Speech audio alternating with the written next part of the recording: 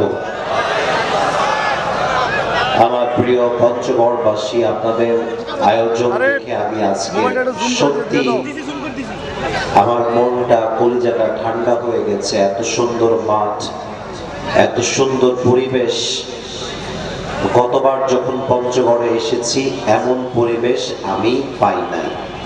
আজকে সবচেয়ে সুন্দর পরিবেশ এই প্রথমবারের মতো আমি পঞ্চগড়ের মাটিতে পেয়েছি, আলহামদুলিল্লাহ। সবার কাছে হাতে পায়ে ধরে একটা আবদার রাখবো, এই মাহফিলটা আজকে হয়তো কয়েক হাজার লোক আমার সামনে থেকে দেখছেন, কিন্তু আগামীকাল এই মাহফিলটা পুরো দেশের কোটি কোটি মানুষ ফেসবুকে, ইউটিউবে দেখবে।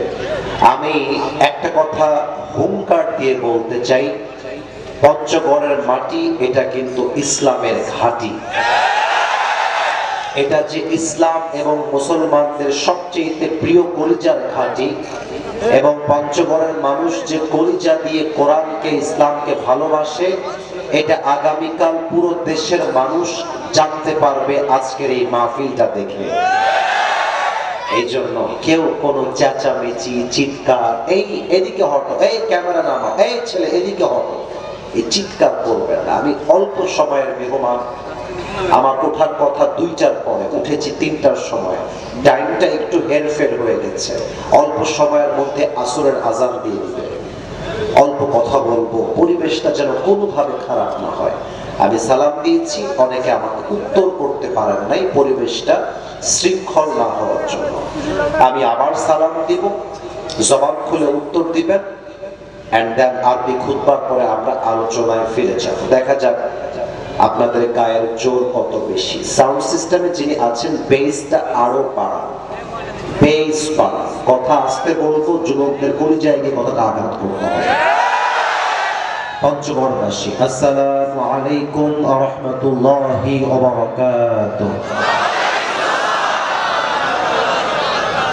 ইন্নাল হামদালিল্লাহ ইন্নাল হামদালিল্লাহি নাহমাদুহু ওয়া নাস্তাঈনুহু ওয়া নাস্তাগফিরুহু ওয়া নু'মিনু বিহি ওয়া নাতাওয়াক্কালু আলাইহি ওয়া নাউযু বিল্লাহি মিন শুরুরি আনফুসিনা ومن سيئات أعمالنا من يهده الله فلا مضل له ومن يضلله فلا هادي له فلن تجد له وليا مرشدا ونشهد أن لا إله إلا الله وحده لا شريك له هو الذي لا ضد له ولا ند له لا مثل له ولا مثيل له ولا كفيل له لا شبه له ولا شبيه له ولا ولد له ولا والد له وهو الواحد الفرد الصمد لم يلد ولم يولد ولم يكن له كفوا أحد ونشهد أن سيدنا ونبينا وحبيبنا وحبيب ربنا وطبيبنا وطبيب أرواحنا محمدا عبد الله ورسوله أرسله بالحق بشيرا ونذيرا وداعيا إلى الله بإذنه وسراجا وقمرا منيرا أما بعد فأعوذ بالله من الشيطان الرجيم بسم الله الرحمن الرحيم يا أيها الناس اعبدوا ربكم الذي خلقكم والذين من قبلكم لعلكم تتقون وقال رسول الله صلى الله عليه وسلم بلغوا عني ولو آية أو كما قال عليه الصلاة والسلام إن الله وملائكته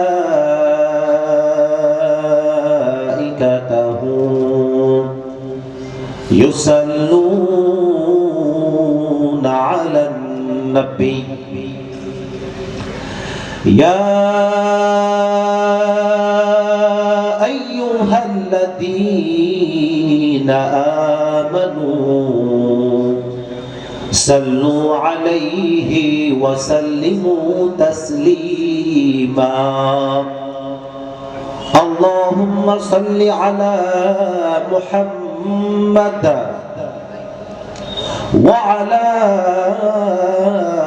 آل محمد كما صليت على إبراهيم وعلى آل إبراهيم إنك حميد مجيد আস্তাগফিরুল্লাহ।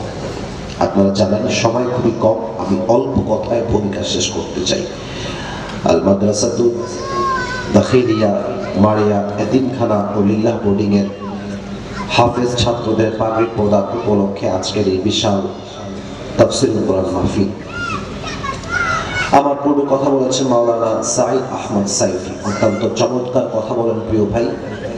আমি দোয়া করি আল্লাহ যেন আমার প্রিয় ভাইকে ইসলামের খাদেম হিসেবে কবুল করে নেয়। পড়েন সবাই আমিন। সাউন্ডটা আরেকটু বেস বাড়বে, ডান পাশে ঠিক করবেন, বামে ঠিক আছে, হালকা বাড়াবেন। আজকের এই প্রোগ্রামে সভাপতি রয়েছেন আলহাজ মোহাম্মদ আব্দুল করিম সাহেব, সভাপতি মাহফিল ইন্তেজামিয়া কমিটি। আমাদের সভাপতি সাহেব কোথায় আছেন? ডান পাশে আছে, মাশাআল্লাহ।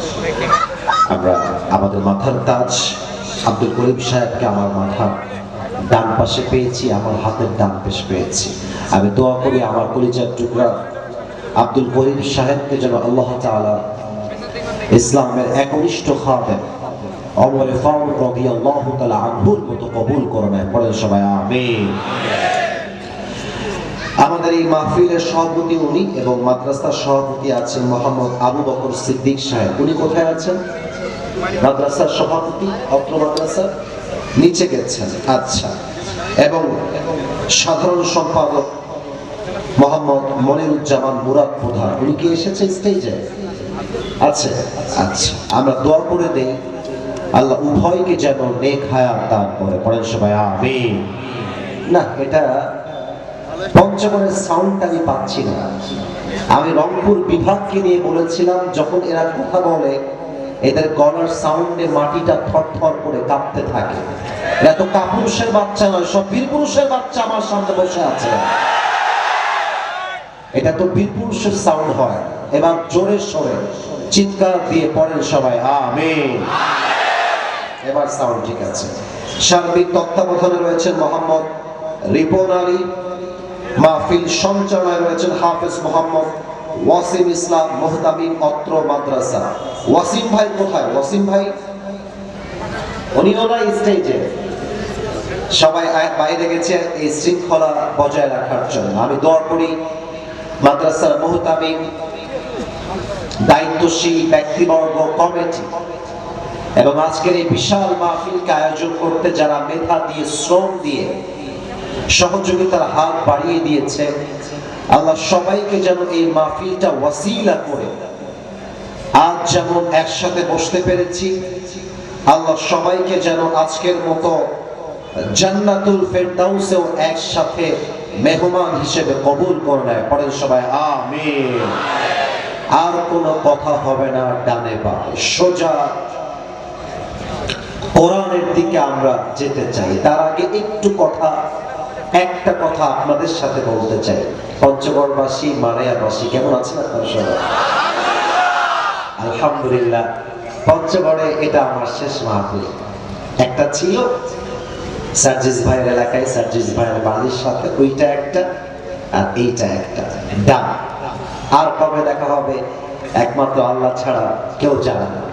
এটা একটু ব্যাক সাইডে হওয়ার জন্য আজকের মাহফিলে আমাদের হেলিকপ্টারে আসার কথা ছিল, কিন্তু আমি পরে হিসাব করে দেখলাম হেলিকপ্টারে আসতে গেলে আমার লাভের চাইতে ক্ষতি হবে কমিটিরও বেশি, আমারও বেশি। পরে আমি আর এই বিষয় ডিসকাস করি নাই। আমি গাড়িতে করে দীর্ঘ লম্বা রাত জার্নি করে আপনাদের পঞ্চগড়ের সকালে এসে পৌঁছেছি। হালকা ঘুম দিয়েছি, ঘুম থেকে উঠে আবার জার্নি করে আপনাদের এখানে পৌঁছে গিয়েছি। আমি চাই না আজকের মাহফিলটা এখানে শেষ হয়ে যাক। আমি চাই আজকের মাহফিলটা আগামীকাল সকালবেলা পুরো বাংলাদেশে একটা ঐতিহাসিক মাহফিল হয়ে থেকে যাবে। আসুন আমরা কোরআনে ঢুকে যাই। আমি আলোচনার বিষয়কে এক বাক্যে বলবো, এরপর আপনাদের সবাইকে বলতে হবে যে আলোচনার বিষয়টা আসলে কি। আমি বলছি 1 থেকে 3 গুনবো। মাথা, ব্রেন, অন্তর স্থির করে নেন। সবাই কথা বলতে হবে, দামি দামি কথা। 1, 2, 3। আজ আলোচনার বিষয় হচ্ছে বান্দা এবং আল্লাহ সম্পর্ক। নাও ইটস ইউর টার্ন, এবার আপনাদের পালা, আপনারা উত্তর দিবেন। আজকে আলোচনার বিষয় বান্দা এবং আল্লাহ সম্পর্ক। শব্দটা আকাশচুম্বী আওয়াজে হতে হবে। Let's repeat again. আবারও বলছি, আপনারা জাস্ট সম্পর্ক এই শব্দটা উঁচু গলায় উত্তর দিবেন। আজ আলোচনার বিষয় বান্দা এবং আল্লাহ সম্পর্ক। প্রশ্ন করছি সবাইকে, পঞ্চগড়বাসী একটু উত্তর দিবেন বাঘের বাচ্চার মতো হুঙ্কার দিয়ে। আমরা কি আল্লাহর প্রিয় বান্দা হতে চাই নাকি চাই না? এই তো আওয়াজ আসা শুরু হয়েছে। আমরা কি আল্লাহর সবচেয়ে কাছের বন্ধু হতে চাই কি চাই না? আমাদের বিপদে কষ্টে আল্লাহ আমাদের সাথী হয়ে যায়, আল্লাহ আমাদের কাছে থাকুক, আল্লাহ আমাদেরকে সাপোর্ট দিক, এটা আমরা সবাই চাই কি চাই না? আচ্ছা, বান্দা এবং আল্লাহর সম্পর্ক আলোচনা করবার জন্য কোরআন এবং হাদিস থেকে আমি আজকে 3টা পয়েন্টকে সিলেক্ট করেছি। এই পুরো 3টা পয়েন্ট নিয়ে ফুল টাইম তথা আসরের নামাজ পর্যন্ত আলোচনা হবে। 3টা point. Look at my 3 fingers. 3টা আঙ্গুল দেখেন, এবার উত্তর দেন। বলেন সবাই, কয়টা পয়েন্ট? এই যুবকরা কি খাওয়া দাওয়া করে নাই? আওয়াজ নাই কেন? একটু জোরে বলেন সবাই, কয়টা? 3টা পয়েন্টে তাফসীর হবে। Number 1, why we are the worshipper of Allah subhanahu wa ta'ala। আমরা আল্লাহর বান্দা কেন? আমরা আল্লাহকেই ডাকি কেন? আমরা মূর্তির সামনে পূজা করি না কেন? আমরা সেজদায় ঝুঁকে আল্লাহকে ডাকি কেন? আমরা আল্লাহরই বান্দা কেন? এটা আমরা 1 নম্বরে জানব।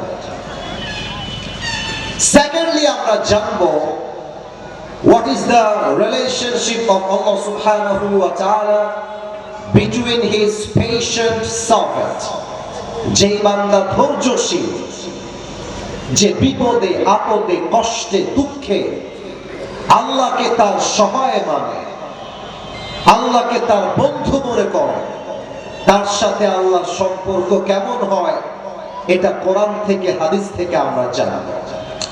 And finally আমরা জানব what will be the relationship of Allah subhanahu wa ta'ala on the day of judgment, কিয়ামতের দিন একজন বান্দার সাথে, একজন যুবকের সাথে, একজন মুরব্বীর সাথে, একজন মায়ের সাথে, একজন মেয়ের সাথে আল্লাহর সম্পর্ক কতটা দয়ার হবে, কতটা মায়ার হবে, কতটা ইহসানের হবে।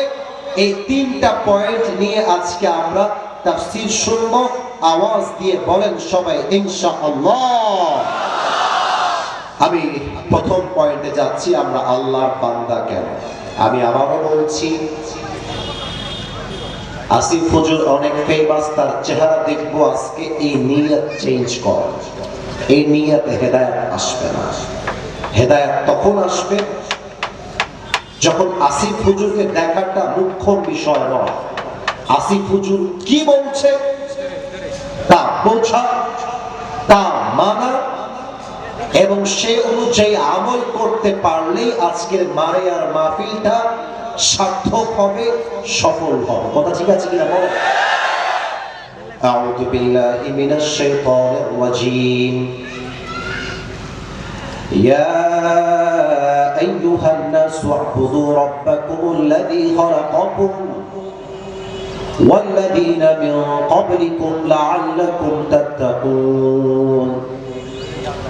Allah says in this ayah, "O the mankind, worship your Lord who has created you and those before you."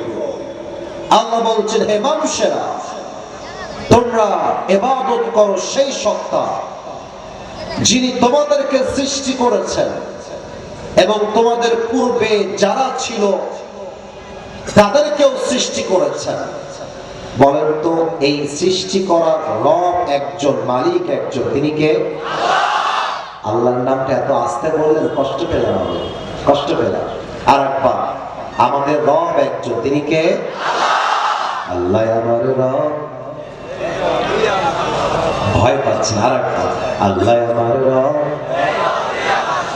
দমে দমে তনু মনে তারি অনুভব, তোমার দুনিয়াতে আমি যেদিকে তাকাই অথই নিয়ামতে ডুবে আছি সবাই। পাক পাখালির কণ্ঠে শুনি তাসবিহ কর রব, তাসবিহ কর রব। আল্লাহ আমার রব, এই রবই আমার সব। বলেন সবাই আওয়াজ দিয়ে, রব কে? আচ্ছা, মনে করেন আমি এই পঞ্চগড়ে একটা গার্মেন্টস দিলাম, কাপড়ের ফ্যাক্টরি। মুরব্বী আব্বাজান কানটা খারাপ করবেন, উদাহরণ যেন মিস না হয়ে যায়। গার্মেন্টসে আমার শ্রমিক লাগবে 1000 শ্রমিক। যুবক ভাইয়েরা আওয়াজ দাও, কয় হাজার শ্রমিক? এই তো যুবকরা অ্যাক্টিভ হয়ে গেছে। আরে পঞ্চগড়ের যুবকরা কথা বললে বোঝা যায় কোন বিড়ালের বাচ্চা নয়, সব সিংহের বাচ্চাগুলো আমার সামনে বসে। বলেন সবাই, কয় হাজার শ্রমিক? আগামীকাল সকালবেলা সব শ্রমিকরা মারিয়া বাজারে উপস্থিত হয়ে গেছে। গার্মেন্টসে কাজ করতে হবে। কথার কথা উদাহরণ দিচ্ছি একটা। আমি একটা বিশাল বড় ফ্ল্যাট করে দিলাম, 1000 শ্রমিক, 500 রুম দিলাম। সব শ্রমিক এই ফ্ল্যাটে থাকবে। 3 বেলা খাওয়ার জন্য বিশাল বড় একটা রান্নাঘর দিলাম। প্রত্যেকের মাসের বেতন দিলাম 20,000 টাকা। এবার আপনারা জবাব দিবেন আওয়াজ করে, শ্রমিক যারা কাজ করে তারা বস না, যে বেতন দেয় সে বস? বুঝে গেছেন আপনারা? যে বেতন দিবে হি ইজ দ্য বস। এটা হতে পারে আমি, হতে পারে আমার আব্বাজান, হতে পারে আমার আব্বাজান। যে বেতন দিবে, যে খাওয়াবে, হি ইজ দ্য বস। যে কাজ করবে, he is not the boss. যে খাওয়াবে, যে বেতন দিবে, হি ইজ দ্য বস। এবার বলা, এই যে নিঃশ্বাসটা নিলেন, এই অক্সিজেন কে দিয়েছে? জোরে কে? আরো জোরে কে? এই যে জবান দিয়ে কথা বলছি, এই জবানটা কে দিয়েছে? কথায় কথায় হাত নাড়াচ্ছি, হাত কে দিয়েছে? সকালে নাস্তা খেয়েছেন, এই রিজিকটা কে দিয়েছে? রাতে বাসায় গিয়ে খাবেন, এই রিজিকটা কে দিবে? আল্লাহ বলছে, বান্দা, ওয়া মা মিন দাব্বাতিন ফিল আরদি ইল্লা আলাল্লাহি রিজকুহা। তোর রিজিকের দায়িত্ব আমার, তোর নিঃশ্বাসের দায়িত্ব আমার। তোর হাত দিলাম আমি, তোর পা দিলাম আমি, নিঃশ্বাস দিলাম আমি, বউ দিলাম আমি, বাচ্চা দিলাম আমি, গাড়ি দিলাম আমি, সম্মান দিলাম আমি। অতএব তুই কোন মূর্তির বান্দা নস, তুই কোন পাথর পূজারী নস, তুই আমার বান্দা, তুই তো রবের বান্দা। That's why We are the worshipper of Allah subhanahu wa ta'ala. আল্লাহ খাওয়ায়, আল্লাহ জীবন দিয়েছে, আল্লাহ মারে। আপনারা জানেন গত শুক্রবার জুমার নামাজের পরে ওসমান হাদি নামে একজন যুবককে মাথায় গুলি করা হয়েছে। এখনো সে বেঁচে আছে, বাট মাথা এত সেনসিটিভ জায়গা, এখানে গুলি করলে বেঁচে যায় এমন ইতিহাস খুব কম আছে। বাট ওসমান হাদি বেঁচে আছে কারণ ওসমান হাদির সঙ্গে হাজার হাজার এই জনগণের দোয়া লেগে আছে।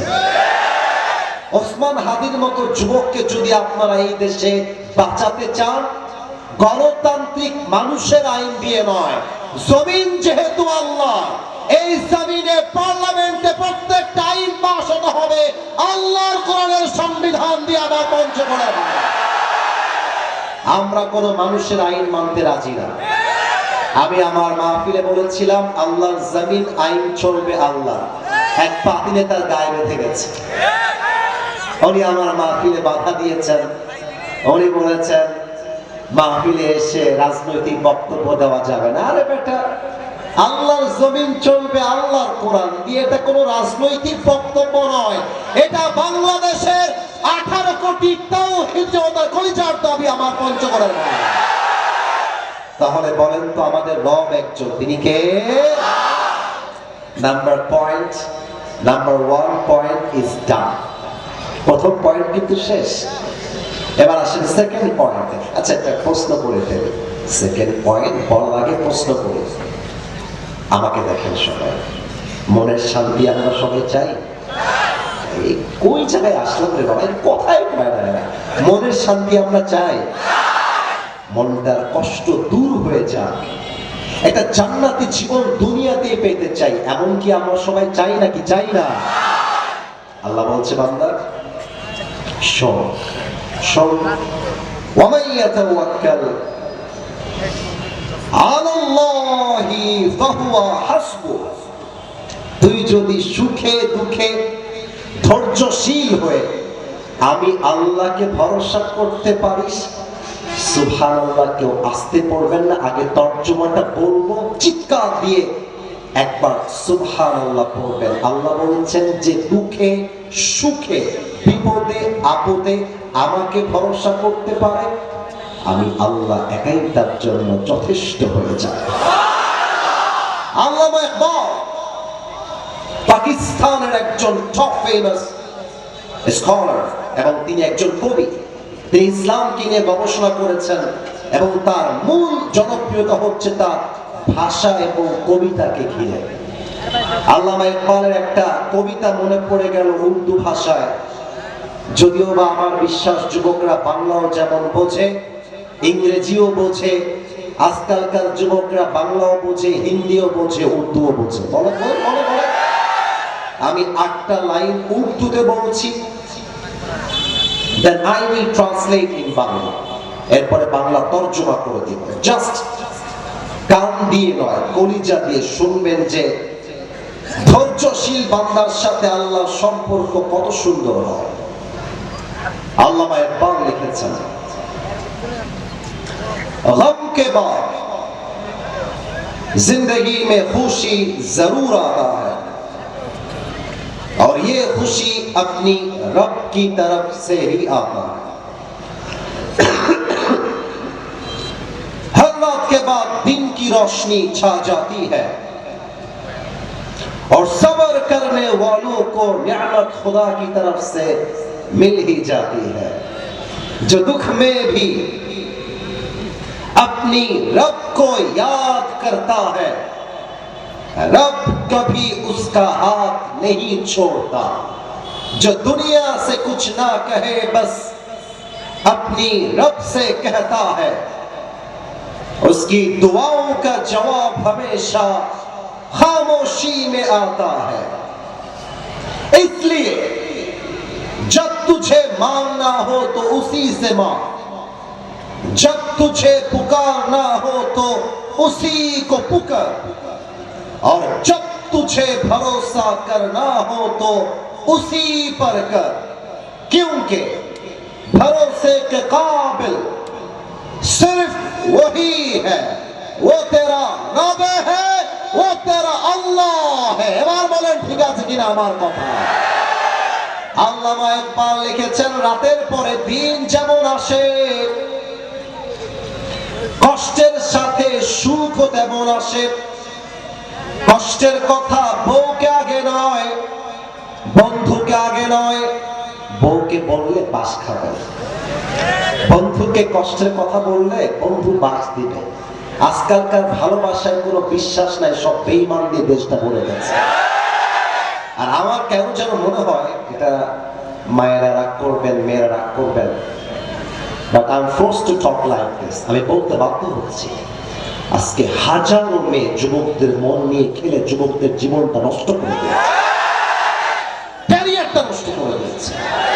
আর আজকালকার অনেক মেয়েদের কাছে রাগ করবেন না, I am serious, I am very serious. আজকালকার মেয়েদের কাছে যুবকদের মন নিয়ে খেলা একটা ব্যবসার মতো হয়ে গেছে। আজকে এই বেড়ার লগে, কালকে আর এক বেড়ার লগ, আজকে এই পুরুষ, কালকে ওই পুরুষ, আজকে এই বয়ফ্রেন্ডের সঙ্গে ডেটিং, কালকে আর এক বয়ফ্রেন্ডের সঙ্গে ডেটিং করে পার করে দিবে। বিশ্বাস করো যুবক ভাইরা আমার, পুরুষের মন নিয়ে খেলে কোনো মেয়ে আজ অব্দি তার জীবনে সুখী হতে পারে না। অতএব মাথায় রাখতে হবে, কষ্টের কথা বউকে আগে নয়, বন্ধুকে নয়, বাপকে নয়, আমার কষ্টের কথা বলবো এক সত্তাকে। বলেন সবাই তিনি কে? অতএব ভয় পেও না, বুক চিরে দাঁড়িয়ে যাও, আল্লাহর ভরসায় সাহসটা বাড়াও, আল্লাহর নামে আগুন জ্বালাও বুকে, সত্যের পথে চলো, সাহস রাখো বুকে, ভয় পেলে চলবে না, রক্তে আগুন ধরাও, আল্লাহর সৈনিক তুমি, সেই পতাকা উড়াও। আরে আল্লাহ যখন পাশে, কিসের এত ভয়? তাওয়াক্কুল করো, কাছে আসবে বিজয়। মিজানুর রহমান আজহারি হুজুর বলেছিলেন, আধারে ভয় পেও না, আলো আছে আড়ালে, অন্ধকার পালিয়ে যাবে তুমি উঠে দাঁড়ালে। অতএব বলেন তো, বিপদে আমরা ধৈর্য ধারণ করব এক সত্তাকে, তিনি কে? এবার একটা প্রশ্ন করব, আশা রাখবো মুরব্বীরা সবার আগে উত্তর দিবেন এবং তার সঙ্গে যুবক ভাইয়েরা উত্তর দিবেন। ভয় পাবেন না, ভয় পাবেন না, আমি কাউকে বাধাবার জন্য প্রশ্ন করব, just to active the people of Panchagarh. আমি সবাইকে অ্যাক্টিভ দেখতে চাই। বলেন তো, আমার নবীর কোন ছেলের সন্তান দুনিয়াতে বেঁচে ছিল? এত আস্তে কেন বললেন? বেঁচে ছিল? ছিল। বলেন তো, আমার নবীর সবচাইতে কলিজার টুকরা কাছের মেয়ে, যেই মেয়েকে নবীজি সবচেয়ে বেশি ভালোবাসতেন, মেয়েটার নাম কি ছিল? ফাতেমা। উত্তর ঠিক, কিন্তু আওয়াজটা পায় না। এই সাউন্ডম্যান, আমার সাউন্ডটা বাড়া দাও তো, বেসটা বাড়া দাও। আরেকবার প্রশ্ন, নবীজির সবচেয়ে কাছের মেয়ে, কলিজার টুকরা, নাম কি ছিল? রাদিয়াল্লাহু তাআলা আনহা। এবার আরেকটা, দুইটা প্রশ্ন এখনো বাকি আছে, আপনার ভাববেন না, উত্তর দিবেন হুঙ্কার দিয়ে। বলেন তো, ফাতেমার স্বামী কি নাম ছিল? ভয় পাচ্ছেন, সঠিক উত্তর আরেকবার, ফাতেমার স্বামীর নাম কি ছিল? রাদিয়াল্লাহু তাআলা আনহু। শেষ প্রশ্ন, প্রবাদ বাক্য আছে, শেষ ভালো চায় সব ভালো চায়। ফাতেমার গর্ভ থেকে দুইজন জান্নাতের সর্দার এসেছিল, এক হাসান, দুই, আরো জোরে, এক হাসান, দুই। দেখেন, বিপদে ধৈর্য ধারণ করলে আল্লাহ কি করতে পারে, কি দিতে পারে। আলীর ঘরে, ফাতেমার ঘরে 3 দিন যাবত কোনো খাবার নেই, চুলায় আগুনে জ্বলে, এত এত ক্ষুধা, এত যন্ত্রণা। একটা পর্যায়ে আলী ফাতেমাকে ডাক দিয়ে বলছে, ফাতেমা কি করতে পারে? আমি তো ক্ষুধা সহ্য করতে পারবো, আমার হাসান তো পারবে না, আমার হুসাইন তো পারবে না, কি করা যায় বলো? ফাতেমা ডাক দিয়ে বলছে, আলী আপনি বলেন কি করতে পারি আমি? আলী বলছে, ফাতেমা এক কাজ করো, ইয়া আরহামার রাহিমিন। ফাতেমা 5 শব্দের দোয়া শেখার পরে আল্লাহ রাসূল ডাক দিয়ে বলছেন, ফাতেমা এবার বাসায় ফিরে যাও, ধৈর্যের সঙ্গে এই 5টা শব্দের দোয়া পড়বা। আমি জানি আপনাদের কারো মুখস্থ হয় নাই, আগামীকাল ইউটিউবে আপলোড হয়ে যাবে, বাসায় বসে বসে বারবার শুনবেন, মুখস্থ করে নেবেন। এই 5 শব্দের দোয়া যে পড়বে, আল্লাহ তার পরিবারের সমস্ত অভাবকে দূর করে দিবে। একটা কথা বলে ফেলছি হাদিসের মাঝে, বলতাম না, তবুও মনটা বলছে যে বলে দে। মন বলছে, আমার মনে হয় কি জানেন, আমার সামনে যারা বসে আছে, even those who are on the stage, যারা স্টেজে বসে আছে, আমি সহ আমরা সবাই মধ্যবিত্ত পরিবারের সন্তান। আমার গরিব ঘরের ছেলে, আমার বাবা মা এখনো টিনের বাসায় থাকে। পঞ্চগড়ের অনেক যুবকরা লজ্জা পায় যে আমি গ্রামের ছেলে, আমার বাবা কৃষক, আমার বাবা ভ্যান চালায়। আরে বেটা, তোর বাপ তো হালাল কামাই করে খায়, তোর বাপ তো এমপি মন্ত্রীর মতো ঘুষের টাকায় জমা না। আরে বেটা, বুকের পাটা নিয়ে বলবা যে yes, I am from the middle class family, আমি মধ্যবিত্ত পরিবারের ছেলে। আর একটা কথা শোনো, আমি গ্রামের ছেলে, তোমরা যুবকরাও গ্রামের ছেলে। পৃথিবীতে যত ইতিহাস মানুষ করেছে, তার 99% মানুষ ছিল গ্রামের ছেলে। আমরা এমন মধ্যবিত্ত পরিবারের ছেলে, আমি আমার কথা বলছি, আপনাদেরটাও মিলে যাবে। যদি আমাকে আপনি বালিশ বাদ দিয়ে ইট দেন, আমি ইটের মধ্যে ঘুমা যাব। যদি আপনি আমাকে গোস্ত দিয়ে ভাত দেন, তাও খাবো। ডাল দিবেন, ভর্তা দিবেন, তাও খাবো। কিছুই দিবেন না, 1 গ্লাস পানি দিবেন, পান্তা ভাত দিবেন, আর জাস্ট একটা কাঁচা মরিচ দিবেন, পুরো ভাত সাবান করে ফেলবো। এটা যদি মধ্যবিত্ত পরিবারের সন্তান। এবার ফাতেমা তার বাসায় ফিরে আসছে, মধ্যবিত্ত ফ্যামিলি, গরিব খাওয়া। আলী দেখতেছে ফাতেমা এসেছে। Look at my 2 hands, আমার 2 হাত দেখেন। হাত কাউকে তুলতে হবে না, আমার হাত দেখেন। এই হাতও খালি, এই হাতও খালি, খাবার নাই। আলী বলছে, ইয়া ফাতেমা, আইনা তার, where is the food? খাবার কোথায়? তোমার হাত তো খালি দেখা যায়। এবার ফাতেমা একটা মারাত্মক উত্তর দিয়েছে। ফাতেমা বলছে তার ভাষায়, ইয়া আলী, যাহাবতু লিদ-দুনিয়া ওয়া জিতু বিল আখিরাহ। আমি আমার নবীর কাছে দুনিয়া চাওয়ার জন্য গিয়েছিলাম, আমার নবী আমাকে দুনিয়া নয়, 2 হাত ভর্তি আখিরাত দিয়ে ফেরত পাঠিয়ে দিয়েছে। সুবহানাল্লাহ পড়বেন না আপনারা? আযান হচ্ছে নট আ বিগ ডিল। যদি এখান থেকে একজন আলেম বা হুজুর আযানের জবাব দিয়ে দেয়, এটা মাসআলা হল হয়ে যাবে। আমি কোনো ভুল মাসআলা বলি নাই, আমার কথা চলবে, চলছে। যতক্ষণ আসরের নামাজ শুরু না হবে, আমাদের কথা চলতেই থাকবে, ঠিক কিনা বলে? একটা দিনের জন্য এসেছি, যদি 1টা ঘন্টা ওয়াজি করতে না পারি, আমার মুরব্বীদেরও মন ভরবে না, আমার যুবকদেরও মন ভরবে না, ঠিক কিনা বলে? আযানের জায়গায় আযান হবে, যে কোনো একজন আলেম দায়িত্বশীল হিসেবে জবাবটা দিয়ে দেন। একটু তাকবীর দেন তো, নারে তাকবীর। আলী বলছে, ফাতেমা, হবে না, আমি এটা মানব না, আমি এবার নিজে জামাই হয়ে নবীর কাছে যাব। কথা কি বোঝা যায় নাকি যায় না? কেউ উঠে যায় নাই, যদি কেউ উঠে যায়, ওই শালা বউ পাবে না। মজা করে রাজশাহীর ভাষায় বললাম, রাজশাহীতে শালা খুব কমন কথা। যদি কেউ উঠে যায়, হয় তার বউ পালিয়ে যাবে, অথবা তার বিয়েই হবে না, ঠিক কিনা বলে? মজা করলাম, তবে শেষ ভালো যা, সব ভালো তা। আযান হয়েছে মানে টাইম শেষ হয় নাই। যদি আমরা চাই, আজকে তো এই মাঠেই তো আসরের নামাজ হতে পারে, ঠিক কিনা বলে? এবার আলী তার শ্বশুরের কাছে আসছে জামাই হয়ে।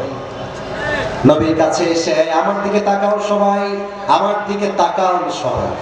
চুপ করে নবীজির কাছে একটু পেছনে গেলাম, মাইক থেকে হালকা আওয়াজ কম যায়, এভাবে দাঁড়িয়ে আছে নবীর সামনে, কথাও বলে না, মাথা উঁচু করে না, মাথা নিচু। নবীজি কিন্তু বুঝে গেছে আলী কি করতে আসছে।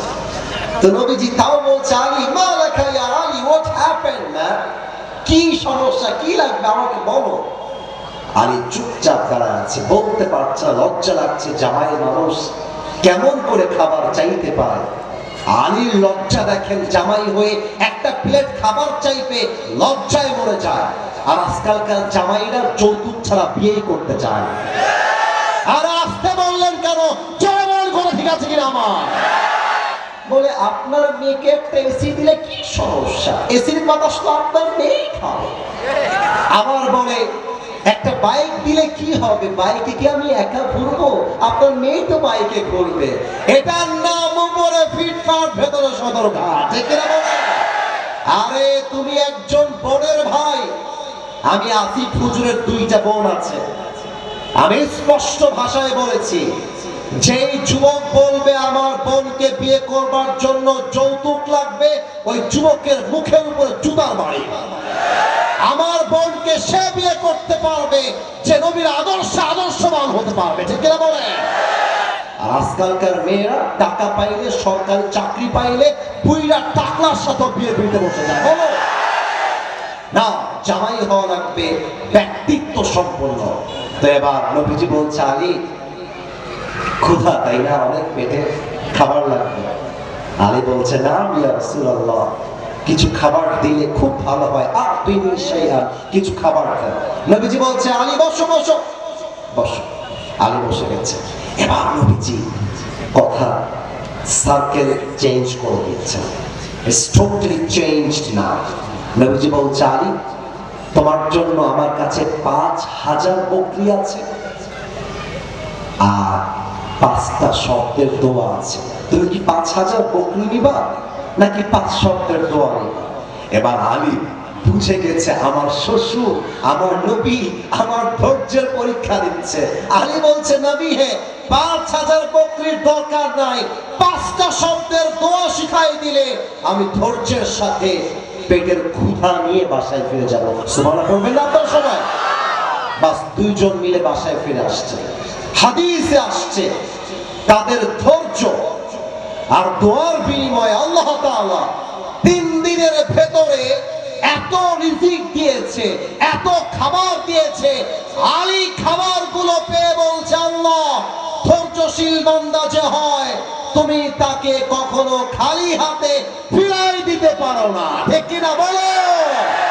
অতএব যত অভাব আসুক আমার প্রিয় বোনেরা, স্বামীকে বলবেন, আমার স্বামী তোমার সঙ্গে আমি যেমন জিরো অবস্থায় ছিলাম, আজও আমি তোমার সঙ্গে আছি।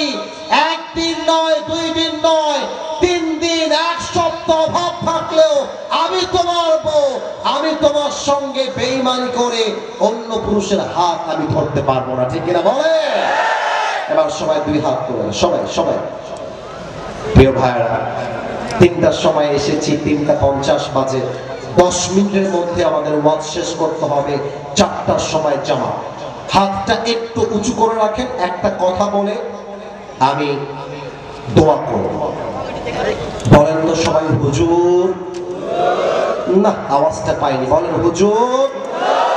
আমরা দোয়া না করে কেউ এই মাহফিল